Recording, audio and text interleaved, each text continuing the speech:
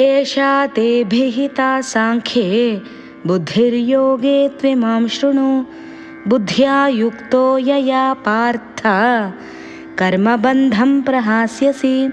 అర్జున, ఈ సమత్వ భావనను ఇప్పటి వరకు నీకు సాంఖ్యయోగం ఆధారంగా చెప్పాను. యోగం అంటే కర్మను కేవలం యాంత్రికంగా ఒక కర్మగా కాకుండా ఒక యోగంగా ఆచరిస్తే అదే కర్మయోగం అవుతుంది. ఆ కర్మయోగం ఆధారంగా ఈ సమత్వ భావనను ఎలా ఆచరించవచ్చో చెప్తాను విను. ఇది తెలుసుకుంటే నీవు నీ కర్మ బంధనాలను దూరంగా నెట్టివేయగలవు.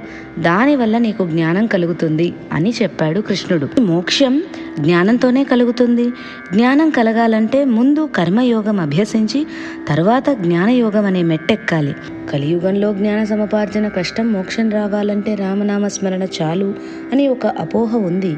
మనస్సు శుద్ధిపరచుకోవడానికి, గత జన్మ పాపాల నుండి విముక్తి పొందడానికి, కొత్తగా కర్మలు చేసి ఆ ఫలాలు మూటగట్టుకోకుండా ఉండడానికి పరమాత్మ నామస్మరణ ఉపయోగపడుతుంది. కానీ కేవలం నామస్మరణతో మోక్షం రావడానికి అవకాశం లేదు. అందుకే కృష్ణుడు అర్జునుడితో ఇలా అన్నాడు.